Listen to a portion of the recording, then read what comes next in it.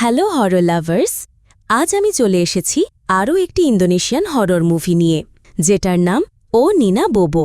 এই মুভিটি ডিরেক্ট করেছেন জোসি পরনেমো। এই মুভিটি ইন্দোনেশিয়ায় খুবই ফেমাস লালাবাই ও নিনা বোবোর উপর বেস্ট করে বানানো। বন্ধুরা, এই মুভিতে আমরা মুভির সঙ্গে সঙ্গে লোলাবাইয়ের সত্যিকরের ফ্যাক্টটাও জানব।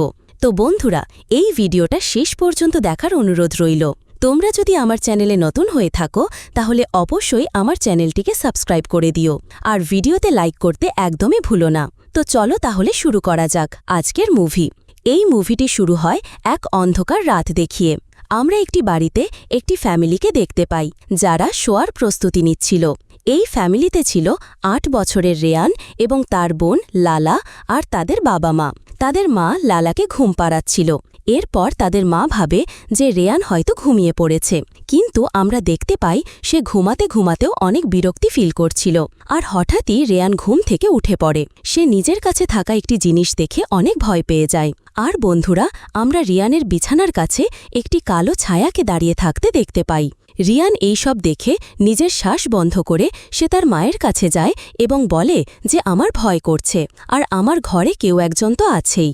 এটা শুনে রিয়ানের মা তাড়াতাড়ি সেই ঘরটি চেক করতে যায়, কিন্তু রিয়ানের ঘর তো পুরো ফাঁকা ছিল।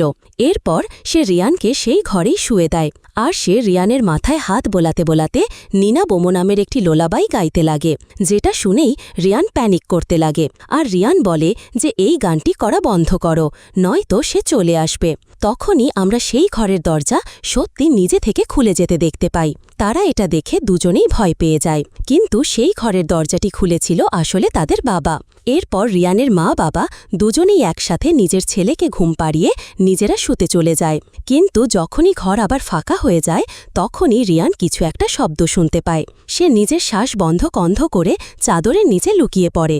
আর অন্যদিকে আমরা তখন রিয়ানের বাবা মায়ের ঘরে অলৌকিক ঘটনা ঘটতে দেখতে পাই। যখন তারা ঘুমাচ্ছিল তখন তাদের গায়ের চাদরটা কেউ টেনে নেয়, আর তাদের ওপরে কেউ হামলা করে দেয়। এইবার রিয়ান না, বরং তার বাবা মায়ের চিৎকারের শব্দে এই ঘরটি ভরে যায়। বন্ধুরা, এটা সেই কালো ছায়াটি ছিল যে এক এক করে রিয়ানের বাবা মাকে মেরে ফেলে, তাও আবার রিয়ানের চোখের সামনে। সেই ঘটনাটি হওয়ার পর আস্তে আস্তে 5টা বছর কেটে যায়, আর আমরা টিনেজার রিয়ানকে দেখতে পাই, যে একটি মেন্টাল ইনস্টিটিউটে অ্যাডমিট ছিল। সেই রাতের ঘটনার পর থেকে রিয়ান একদম বদলে গিয়েছিল। সে সব সময় ভয়ে থাকত, আর সে কারোর সাথে কথাও বলছিল না। সে বলতে গেলে একদম চুপচাপ হয়ে গিয়েছিল। আসলে সে সেই ট্রমা থেকে এখনও বেরিয়ে আসতে পারেনি। সে এখনও মাঝে মধ্যে অনেক ভয় পেয়ে যায়। সে পাগলের মতো বিহেভ করে। মাঝে মধ্যে না সে কাউকে বলেছে যে সেই রাতে তার ঘরে কি হয়েছিল, আর না কেউ সত্যিকারের ব্যাপারটি জানতে পেরেছে। শুধু সেই রাতে সেই ঘর থেকে রিয়ানের বাবা মা এবং বোনের লাশ পাওয়া গিয়েছিল। অনেক ডাক্তার চেষ্টা করেছে রিয়ানকে ঠিক করে তোলার, কিন্তু কেউ এই কিছু করতে পারে না। ফাইনালি সেখানে একজন সাইকোলজিস্ট স্টুডেন্ট আছে যার নাম ছিল কারিনা, যে পিটি হিস্ট্রির ওপর রিসার্চ করছিল। সে রিয়ানকে নিজের সাবজেক্ট চুজ করে, আর সে শক থেরাপির সাহায্যে রিয়ানকে সুস্থ করে তুলবে বলে সে চাইছিল। সে আসলে রিয়ানের পাশটা ভোলাতে চাইছিল, যেটা থেকে রিয়ান পালাচ্ছে। কারিনার বিশ্বাস ছিল যে এটা করলে রিয়ান একদম ঠিক হয়ে যাবে, তার শুধু 1 মাস সময় লাগবে। রিয়ানকে সুস্থ করে তোলার জন্য কারিনার এরকম কনফিডেন্স দেখে তার প্রফেসর রাজি হয়ে যায়, কিন্তু তাকে রিয়ানকে ঠিক করে তোলার জন্য সময় দেওয়া হয় মাত্র 2 সপ্তাহ। এখন সময় অনেক কম ছিল কারিনার হাতে, আর কারিনা ঠিক করে নিয়েছিল যে সে রিয়ানকে যাই হোক করে ঠিক করে তুলবেই। এই জন্য কারিনা পরের দিন রিয়ানকে তার পুরনো ঘরে নিয়ে যায়। অর্থাৎ রিয়ানের পুরনো ঘরে কারিনার একটি বন্ধু ম্যামস তাকে হেল্প করে সেই ঘরটি পরিষ্কার করার জন্য।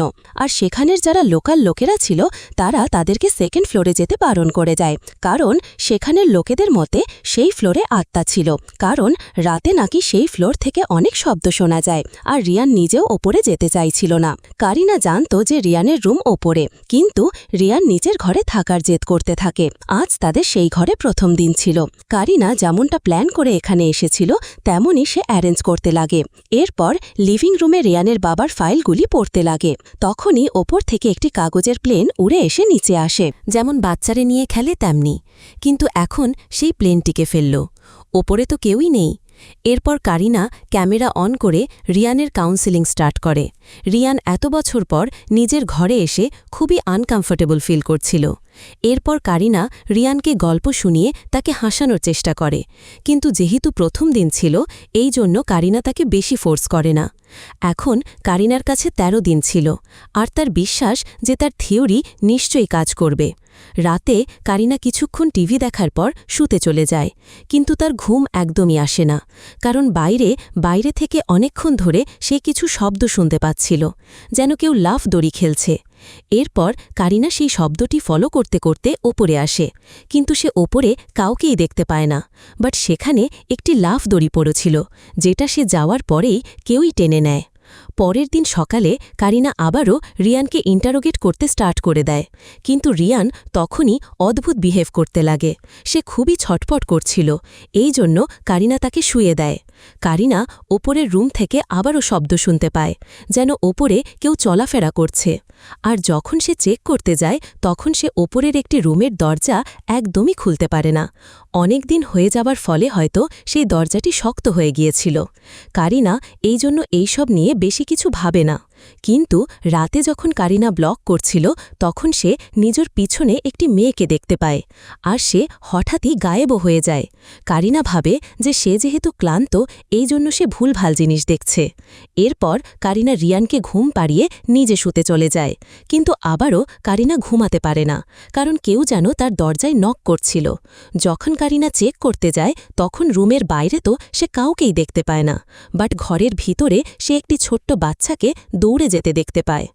এই ঘরে আসার পর থেকেই কিছু না কিছু অদ্ভুত জিনিস ঘটেই যাচ্ছিল, যেটা কারিনা দেখেও না দেখার ভান করছিল। যেমন সে ফাঁকা ঘরে কারোর হাঁটার শব্দ শুনতে পেত, আর নিজে থেকে হুটহাট সব জিনিস পড়ে যাওয়া। আর কারিনার সব সময় এমন ফিল হতো যেন যে তারা ছাড়া এই ঘরে আরও অন্য কেউ আছে। এই সব কিছু সে আসলে নিজের কেসে ঢোকাতে চাইছিল না। কারিনাকে প্রতিদিন তার প্রফেসরকে রিপোর্ট দিতে হতো। সে তার প্রফেসরকে পজিটিভ ফ্যাক্ট বলে যে আমি যখন এই কেসটা করছি তখন এই ঘরে অনেক কিছু ঘটছে। কারিনা আরও একটি জিনিস নোটিস করেছে যে রিয়ান কখনো কখনো নিজের শ্বাস বন্ধ করে রাখে, আর সে টাইমার অন করে এগুলো করত। সে এমনটি কেন করত সেটা কারিনা বুঝতেই পারছিল না। এর পরের দিন অর্থাৎ তৃতীয় দিন কারিনা সেই দরজাটি খুলতে যায়, আর সে আবারও কারোর শব্দ শুনতে পাচ্ছিল। যখন কারিনা সেই ঘরের ভিতরে যায় তখন সে সেখানে একটি পুতুল দেখতে পায়, যে একদম মানুষের মতো দাঁড়িয়েছিল। যখন কারিনা সেই পুতুলটি টাচ করে তখনই সেটা পড়ে যায়, যেটা দেখে কারিনা আবারও সেই পুতুলটিকে দাঁড় করাবার চেষ্টা করে, কিন্তু সেই পুতুলটি দাঁড়ায় না। তাহলে সেই পুতুলটি প্রথমে দাঁড়িয়ে কিভাবে ছিল? অন্যদিকে ঘরে রিয়ানকে পাওয়া যাচ্ছিল না। অনেক খোঁজার পর তাকে বাইরে পাওয়া যায়। এরপর কারিনা রিয়ানকে জিজ্ঞেস করে যে সে বাইরে কি করছে। তখন রিয়ান বলে যে সে লালার সাথে দেখা করতে গিয়েছিল। লালা অর্থাৎ তার বোন, যে আজ থেকে 5 বছর আগে সেই ঘটনায় সেই রাতে মারা গিয়েছিল। বন্ধুরা, তাহলে রিয়ান তার বোনের সাথে কিভাবে দেখা করতে পারে? কারিনা ভাবে যে রিয়ানের মাথায় নিশ্চয়ই সেই দিন ঘটে যাওয়া ঘটনাগুলো ব্লক হয়ে আছে। এই জন্যই হয়তো রিয়ান ভাবছিল যে তার ফ্যামিলির লোক বেঁচে আছে, আর কারিনাকে রিয়ানের মেমোরি ফিরিয়ে আনতেই হবে। এই জন্য রিয়ানকে সত্যিটা মানতেই হবে, তাকে তার ভয়কে নিয়ন্ত্রণ করতে হবে। কিন্তু এখন তো সে হ্যালুসিনেটও করছিল, তাকে যেন কোনো একটি কথা খুবই বিরক্ত করছিল। সে রাতে ঠিকভাবে শুতেও পারত না। বন্ধুরা, এটা রিয়ানের সত্যি মনের ভুল নাকি অন্য কিছু ব্যাপার আছে যেটা কারিনা ফিল করতে পারছিল না? কারণ আমরা সেই ঘরে একটি আত্মাকে ঘোরাফেরা করতে দেখতে পাই। কারিনা তো শুধু রিয়ানকে নিয়েই সিরিয়াস ছিল। কারিনা ভাবছিল যে রিয়ানের শুধু সাইকোলজিক্যাল প্রবলেম হয়েছে। এর পরের দিন অর্থাৎ চতুর্থ দিনে কারিনা ম্যামসকে বলে রিয়ানের ঘরে সিসিটিভি ক্যামেরা লাগিয়ে দিতে। অন্যদিকে আমরা রিয়ানকে দেখতে পাই যে হঠাৎই বাথরুমে জলে ডুবে যাচ্ছিল। বাথরুম থেকে বাইরে জল বেরিয়ে আসতে লাগে, যেটা দেখার পর কারিনা বাথরুমে যায়, আর সেখানে গিয়ে সে তাড়াতাড়ি রিয়ানকে বাঁচিয়ে নেয়। না বাঁচালে যে কি হতো সেটা একমাত্র ভগবানই জানে। কারিনা ভাবে যে রিয়ান হয়তো এইসব চিন্তা করার ফলে এইসব করছে, কিন্তু আসলে সে নিজের শ্বাস চেপে রাখার প্র্যাকটিস প্র্যাকটিস করছিল। সেই দিন আবারও কারিনা রিয়ানকে ওপরে নিয়ে যাওয়ার চেষ্টা করে, কিন্তু রিয়ান এমনভাবে ভয় পায় যেন সে ভূত দেখে ফেলে। রিয়ানের এরকম অবস্থা দেখে কারিনা তার ফর্মাল ডক্টর আনোয়ারের সাথে কন্ট্যাক্ট করার চেষ্টা করে, কিন্তু তাকে তার ফোনে পাওয়া যাচ্ছিল না। এর ফলে কথাও হয় না কারিনার সেই ডক্টরের সাথে। রাতে আবারও রিয়ান চিৎকার করতে থাকে। তাকে দেখে মনে হচ্ছিল যেন তার ভেতরে কোনো শয়তান ঢুকে পড়েছে, যেটা দেখতে কারিনা রিয়ানকে একটি ওষুধ দিয়ে ঘুম পাড়িয়ে দেয়। আর ঠিক তখনই সেখানেই কারেন্ট চলে যায়। আমরা ম্যামস ও কারেনের আশেপাশে রিয়ানের বাবা মায়ের আত্মাকে ঘুরতে দেখতে পাই, যে খুবই অদ্ভুতভাবে চারিদিকে ঘুরছিল। আর রিয়ানের মায়ের আত্মা তো আবার ম্যামসকে চাটিও মারে। কিছুক্ষণ পর কারেন্ট চলে আসে আর তারা দুজন শুতে চলে যায়। কিন্তু প্রতিদিনের মতোই রাতে আবারও কারিনার ঘুম ভেঙে যায় সেই লাফ দড়ি শব্দে। এইবার আমরা পরিষ্কার দেখতে পাই যে একটি ছোট্ট বাচ্চা লাফ দড়ি খেলছিল কারিনার রুমে। এই বাচ্চাটি আসলে লালা ছিল, যে নিজের প্রিয় খেলনা নিয়ে খেলছিল। সেই রাতটি যেই হোক ভাবে কেটে যায়। এরপর আবারও কারিনা নিজের সেশনে লেগে যায়। সে রিয়ানকে হিপনোটাইজ করে তার মেমোরি ব্লকেজটা খোলার চেষ্টা করে, যেটার রেজাল্ট একদম ভয়ঙ্কর হয়। রিয়ান অদ্ভুতভাবে কাঁপতে লাগে, যেন সব আত্মা তার শরীরে ঢুকে গেছে। এটা দেখে কারিনার সত্যি টেনশন হতে লাগে। সে তার নিজের প্রফেসরকে মিথ্যে তো বলছিল যে রিয়ান ইমপ্রুভ করছে, কিন্তু আসলে তো রিয়ানের অবস্থা দিনে দিনে আরও খারাপ হয়ে যাচ্ছিল।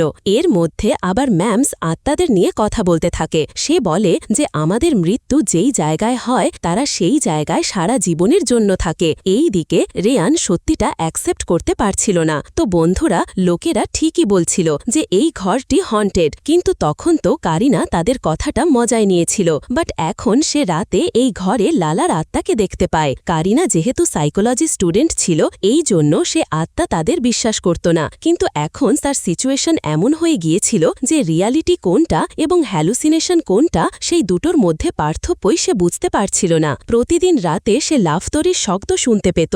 এর সাথে রিয়ানের কেসটাতেও সে আস্তে আস্তে হাল ছেড়ে দিচ্ছিল, কারণ সেসব থিওরি ইউজ করে দেখে নিয়েছিল রিয়ানের তো এই সবে কোনো বদলই হচ্ছিল না। দেখতে দেখতে এক সপ্তাহ কেটে যায়। কারিনা এতদিন ধরে রাতে ঠিকভাবে শুতেও পারছিল না। তার অবস্থা অনেক খারাপ হয়ে যাচ্ছিল। একদিন রাতে কারিনা সেকেন্ড ফ্লোরে সেই ঘরে সে কারোর একটি ছায়াকে দেখতে পায়, আর ভেতর থেকে সেই রুমটি একদম ভেঙে গিয়েছিল। সব জিনিস এই দিক ওই দিক অগোছালো হয়ে পড়েছিল, আর সেখানে থাকা টেবিলেও অনেক তাজ ছড়িয়ে ছিটিয়ে পড়েছিল, যেটা ছোঁয়ার সঙ্গে সঙ্গেই কারিনার খুবই অদ্ভুত একটি ফিল হয়, যেন একটি হাওয়া তাকে মেরে চলে গেল। এর বেশি কিছুই না। পরের দিন রিয়ানের বাবার আত্মা আবারও কারিনার উপর হামলা করে, আর রিয়ানের মায়ের আত্মা কারিনার উপর নজর রাখছিল। যখন কারিনা ঘরে শোয়ে তখনই তাকে কেউ উঠিয়ে ছুঁড়ে ফেলে। বাট এগুলো কারিনার কিছুই মনে থাকছিল না। সেই দিনই ডক্টর আনভার কারিনাকে ফোন করে আর তাকে একটি ব্যাপারে ওয়ার্ন করে যে সে যেন কখনো রেয়ানের সামনে ও নীনা বাবুর লোলাবাই সংটা না গায়, কারণ তার মতে সে লক্ষ্য করেছিল যে যখনই এই গানটি রিয়ানের সামনে গাওয়া হয়েছে ততবারই রিয়ান প্যানিক করে উঠেছে। এটাও হতে পারে যে এই গানটি হয়তো রিয়ানের জন্য কোনো বিপদ। কারিনা এই ব্যাপারে সারা দিন ধরে ভাবতে লাগে। সে প্রতিদিন নতুন নতুন জিনিস ট্রাই করত ঠিকই। সে ভাবতে লাগে যে রিয়ানকে হয়তো সেই গানটা গেয়েই সুস্থ করা যাবে, কারণ যখন সে প্যানিক করবে তখন তার ব্লকেজটা ঠিক করা যাবে। এই জন্য সেই দিন রাতে কারিনা সেই গানটি গিয়েই রিয়ানকে ঘুম পাড়াতে থাকে। রিয়ান অনেক আগেই ঘুমিয়ে পড়েছিল, আর বলতে গেলে রিয়ানের ঘুম খুব গভীর ছিল। সে একবার ঘুমিয়ে গেলে আর জাগে না। কারিনা এই ব্যাপারটা পজিটিভে নেয়। অন্যদিকে যে ম্যামস, সে নিজের কম্পিউটারে রিয়ানের ওপর নজর রাখছিল। তখনই সে রিয়ানের কাছে একটি কালো ছায়াকে দাঁড়িয়ে থাকতে দেখতে পায়। সেই দৃশ্যটা একদম আজ থেকে 5 বছর আগের দৃশ্যের মতো ছিল। অন্যদিকে কারিনা নিজের বিছানায় লোয়ার আত্মাকে শুয়ে থাকতে দেখতে পায়। এর পরের দিন যখন যখন রিয়ান ঘুম থেকে ওঠে তখন সে নিজের ঘরের মেঝেতে কিছু ব্লক এবং কাঠ পড়ে দেখতে পায়, যেটা দেখে সে অনেক বেশি ভয় পেয়ে যায়। আর এই প্রথম রিয়ান কারিনার সাথে দেখা করতে ওপরে যায়, আর এরপর সে কারিনাকে জিজ্ঞেস করে যে তুমি কি ওই গানটা গেয়েছিলে। কারিনা রিয়ানের এরম ওপরে আসা দেখে অনেক অবাক এবং অনেক খুশি হয়, কারণ এই প্রথম রিয়ান তার সাথে নিজে থেকে এসে কথা বলছে, তাও আবার ওপরে এসে। আর ভালোভাবে শুধু একটা ব্যাটারেই কারিনার খটকা লাগছিল যে রিয়ান জানল কি করে যে সে সেই গানটা গেয়েছিল। কারণ রিয়ান তো ঘুমাচ্ছিল। সেই দিনই ম্যামস কারিনাকে জানায় যে আগের দিন রাতে সে রিয়ানের রুমে কি দেখেছিল, কিন্তু এই সব কথা কারিনা বিশ্বাস করে না। সে তো নিজের এক্সপেরিমেন্ট নিয়ে অনেক খুশি ছিল। কারিনার মুখে লোলা ভাইয়ের গানের কথা শুনে ম্যামসের একটু সন্দেহ হয়। ম্যামস ভাবতে লাগে যে সেই গানে এমন কি আছে যেটা শুনে রিয়ান এত ভয় পেয়ে যায়। ম্যামস সেই দিন রাতেই ইন্টারনেটে এই গানটির ব্যাপারে সার্চ করে, আর সে জানতে পারে লোলা ভাইয়ের পিছনে লুকানো সেই ডার্ক সিক্রেট। এই সব শুরু হয়েছিল 1871-এ। নিনা নামের একটি ছোট মেয়েকে ঘুম পাড়ানোর জন্য তার মা এই গানটা বানিয়েছিল। এই গানটির অর্থ হল, ও নিনা তাড়াতাড়ি শুয়ে পড়ো, নয়তো মশা এসে যাবে। এটা একটি ফ্যাক্ট ছিল, কারণ তাদের ঘরে অনেক মশা ছিল। আর এটাও জানা যায় যে এই মশার কারণে ম্যালেরিয়া হয়ে 7 বছরের নিনা মারা যায়। আর নিনার মা তার মৃত্যুটা সহ্য করতে পারে না।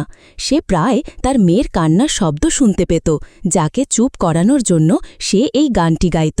কিছুদিন পর নিনার মাও মারা যায়, আর সেই ফাঁকা ঘরে অনেক প্যারানর্মাল ঘটনা ঘটতে থাকে। আর প্রত্যেক দিন রাতে নিনার বাবা নিনার আত্মাকে দেখতে পেত, যে তার বাবাকে সেই লোলাবাই গান গাওয়ার জন্য ফোর্স করত। তার বাবা এই সব মানতে পারছিল না, আর তার মাথা আস্তে আস্তে খারাপ হয়ে যেতে লাগে। এর ফলে কিছুদিনের মধ্যে সেও মারা যায়। মানে সে যতদিন বেঁচে ছিল ততদিন সে সেই গানটি করে যেত। বলা হয় যে এই গানটি যারা গায় নিনা তাদের ঘরেই হামলা করে। ম্যামস এই সব কিছু কারিনাকে বলার জন্য ফোন করে, কিন্তু কারিনা কিছুই শুনতে চাইছিল না। 2nd ফ্লোর থেকে আবারও কিছু ভেঙে যাওয়ার শব্দ আসতে লাগে। এই জন্য কারিনা আবার 2nd ফ্লোরে চেক করতে যায়, কিন্তু তখনই রিয়ান তাকে নিচে ডেকে নেয়, সেখানে বিপদ আছে বলে। এই সবের মধ্যেও কারিনা রিয়ানের সুস্থতা দেখতে পাচ্ছিল, যেটা একটু সত্যিও ছিল। রিয়ান আগের থেকে এখন বেশি কমিউনিকেট করতে পারত। সে এখন বলতে গেলে সব কিছুই পারত। তার অজান্তেই এই ঘরে অনেক কিছু হচ্ছিল। রিয়ান অলমোস্ট প্রত্যেক দিন ঘুম থেকে ওঠার পর নিজের ঘরের জিনিসপত্র অগোছালো হয়ে পড়ে থাকতে দেখতে পাচ্ছিল, যেন কেউ রাগেতে সব জিনিস ভাঙাভাঙি করেছে।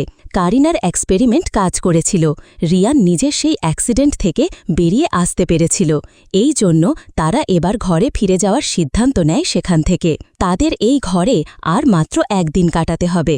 কাল তারা এই ঘর ছেড়ে চলে যাবে। এই জন্য কারিনা খুবই রিল্যাক্স ফিল করছিল। সে রিয়ানকে শোয়াতে যায় আর একটি গান গায়। এইবারে রিয়ান কারিনাকে থামিয়ে দেয়। রিয়ান খুবই ভয়ের সাথে বলে যে এই গানটি করা বন্ধ করো, নয়তো সে চলে আসবে।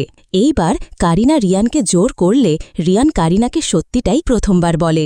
রিয়ান বলে যে আমি যখন ছোট ছিলাম তখন আমার মা এই গানটা গাইত, আর যখন আমার মা ঘর থেকে বেরিয়ে যেত তখনই একটি কালো ছায়া আমার সাথে দেখা করতে আসত প্রত্যেক দিন রাতে, আর আমাকে কাঠের বক্স নিয়ে খেলনা বানাতে বলতো। কিছুদিন আমি সেই ছায়াটির সাথে খেলাও করেছি, কিন্তু যখন আমি বোর হয়ে গিয়েছিলাম আমি আর সেই খেলাটি খেলতে চাইছিলাম না। এই জন্য সেই কালো ছায়াটি আমার ওপর অনেক রেগে গিয়েছিল। এই জন্য আমি আমার শ্বাস বন্ধ করে রাখছিলাম। আমি আসলে এরম করতাম কারণ আমি এরম করলে সেই আত্মাটি আমায় দেখতে পেত না।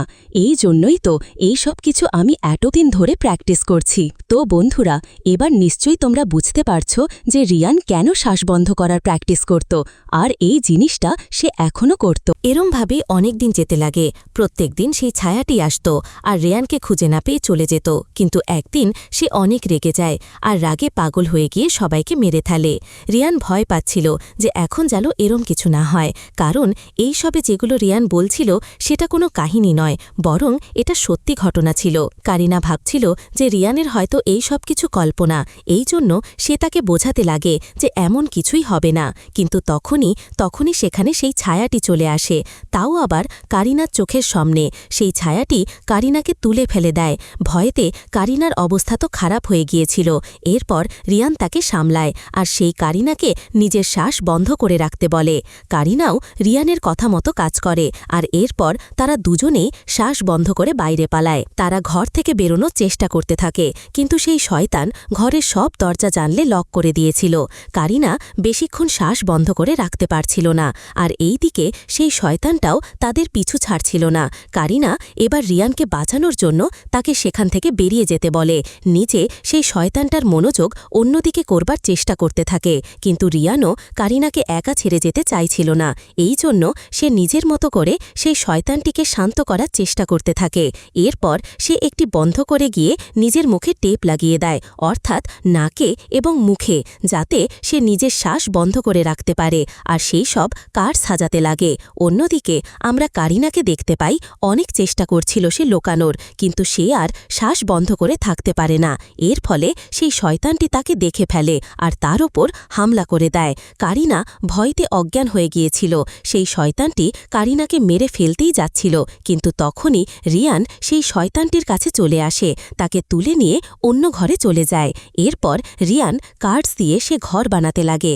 তারপরেই সে অজ্ঞান হয়ে যায়। সেই শয়তানটিও চলে যায়, কারণ আজকের জন্য সে তৃপ্তি পেয়ে গিয়েছিল। আজ রাতে আর কাউকে মরতে হবে না। ততক্ষণে সেখানে ম্যামসও চলে আসে আর তাদেরকে হসপিটালে ভর্তি করিয়ে দেয়, কিন্তু যেটা হওয়ার ছিল সেটা হয়েই যায়। আমরা কিছুদিন পর রিয়ানকে দেখতে পাই যে এখন পুরোপুরি ঠিক হয়ে গিয়েছিল। কারিনার এক্সপেরিমেন্ট সত্যিই কাজ করে গেল। যে প্রসেসগুলো কারিনা রিয়ানকে ঠিক করার জন্য করেছিল সেগুলো একদম ঠিক ছিল। শক থেরাপিও কাজ করে গিয়েছিল। রিয়ান এখন বাস্তবে ফিরে এসেছিল, কিন্তু তাকে ঠিক করতে গিয়ে কারিনা এমন জিনিসের সম্মুখীন হয় যে সে নিজেই সেই ট্র্যাপে ফেসে গেছে, যেই ট্র্যাপে এতদিন রিয়ান ফেসেছিল। বন্ধুরা, এইবার কারিনাকে কে বাঁচাবে? অন্যদিকে আমরা সেই ঘরে একটি নতুন ফ্যামিলিকে ভিজিট করতে দেখতে পাই, যারা এই ঘরটি কিনতে এসেছিল, কিন্তু তারা তো জানতই না যে এই ঘরে আসলে কি হয়েছিল। এর সাথে সেই পরিবারে একটি বাচ্চাও ছিল। ভগবান না করুক সেই বাচ্চাটি যেন শয়তানের হাতে না পড়ে যায়। তারা যেন ভুল করে সেই লোলাবাই গানটা না গায়, যেটা এই ঘরে গাওয়া মানা ছিল, নয়তো সেই শয়তানের হাত থেকে তাদের কেউ বাঁচাতে পারবে না, কেউ না। তো বন্ধুরা, এটাই ছিল আজকের মুভির এক্সপ্লেনেশন। আশা করি তোমাদের এই গল্পটা অনেক ভালো লাগবে। গল্পটি ভালো লাগলে একটা লাইক করে দিও।